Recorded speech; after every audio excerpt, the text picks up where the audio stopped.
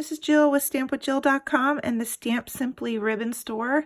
Today we are going to do some partial die cutting, and we are working with the Fall Flowers Floral Cluster stamp and die set. Let's get started.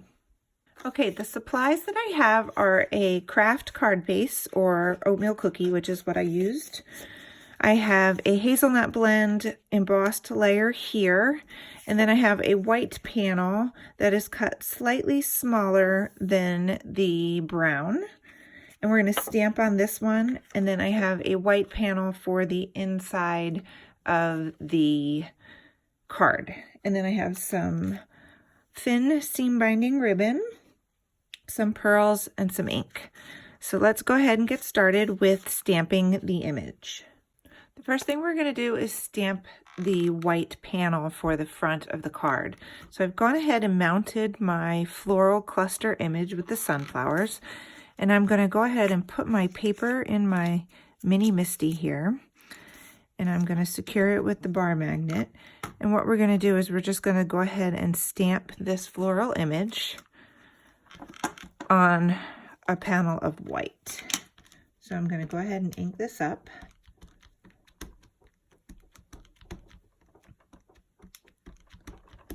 All right, and what we're going to do is we're just going to stamp that and make sure we get a nice clean image, and that looks really good. So now we're going to go ahead and die cut this. So we're going to take this out, and I'm going to put my die cutting right here on the table. Okay, so now that we have the image stamped, we're going to go ahead and do the partial die cutting. And this is pretty straightforward since I want it cut towards the bottom. So what we're going to do is we're going to put the die on the stamped image, and I'm going to hold it in place with some washi tape, just like so. And we're just going to put a piece of washi tape right on there so it doesn't wiggle or move. And we can add just another piece to be sure. And since I only want the bottom part of this cut, we're going to line the plate up for here. So I want to cut right around the bottom of this sunflower. So the pressure from your die cutting machine is going to be where the double plate is. So I actually would like this part to stay whole and only the bottom to be cut. So when you put your plate on like that, it will only cut what's below it. So we're going to go ahead and run this through. So you can see, now I have brand new plates, so they're going to crackle a little bit. And when you take this off, you'll see that the bottom part is cut. So you'll have this partial die cut like this. So what we're going to do is I'm going to go ahead and move my die cutting machine out of the way so we can finish up the card.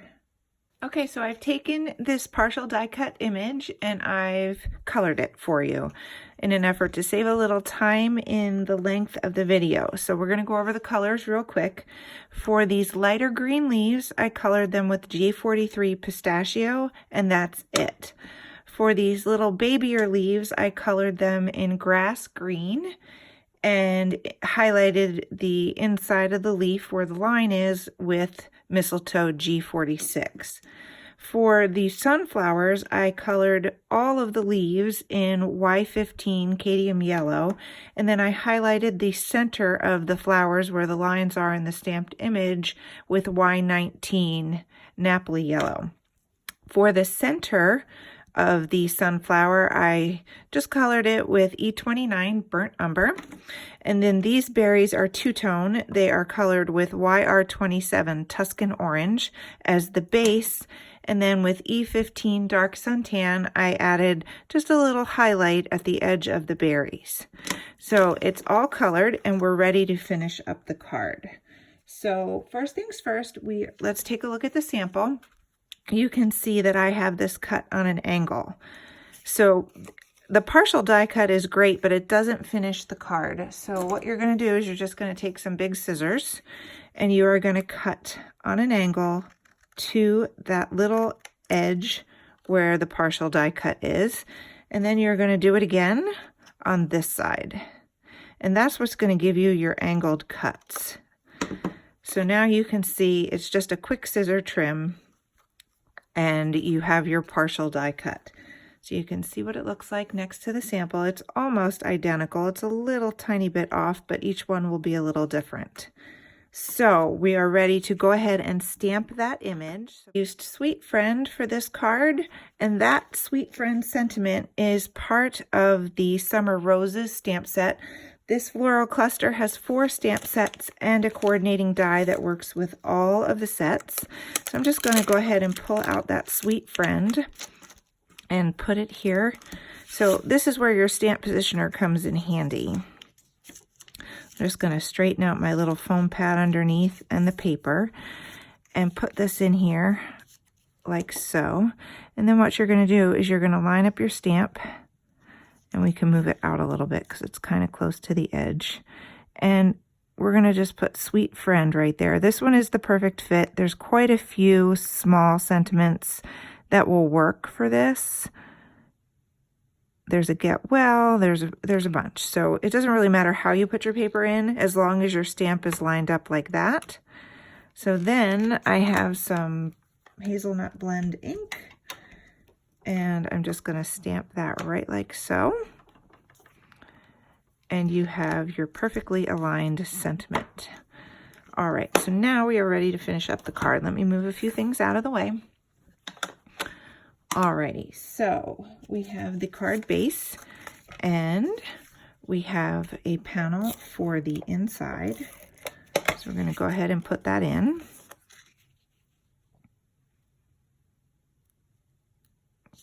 There we go. And then what we're going to do is we're going to go ahead and tape this embossed layer right on the front of the card.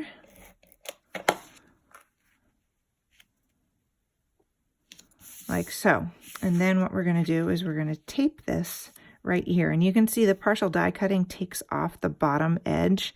And I cut this one just a little bit smaller so it fits. Now, if you cut a little bigger, you can always trim to fit your card. You can trim the top. All right, so now that we have this lined up, we are ready. Oops, I glued something before I should have. So we are just going to fake tie up the ribbon here. So we're going to lift that up and put it back under so I can show you how I tied the bow, since I forgot to put it on there first. All right, so now we're ready to tie the bow and add the pearls. So what you need, what I use to tie the perfect bow in the perfect spot is a mini glue dot. And I just take this off the roll here, and I put it right where I want the bow to be, which is going to be right about there. And then I cut my ribbon a little bit longer. So what this does is it holds it in place so you're not fussing trying to tie a bow around a card that's wiggling. So what you're going to do is you're going to push that right there, and now you can see it's in the perfect spot. And then you're going to make a loop with your finger, tie it around in a bow, nothing fancy here. And if you pull this right tab first, you will get that nice flat bow center. So pull the right one first as you tighten it up, and it'll always be in place because the glue dot is holding it. And then you're just going to adjust your tails and wiggle your bow into place. So this one just needs to be loosened a little bit. And then what I did was I'm going to trim these so they are a little bit longer.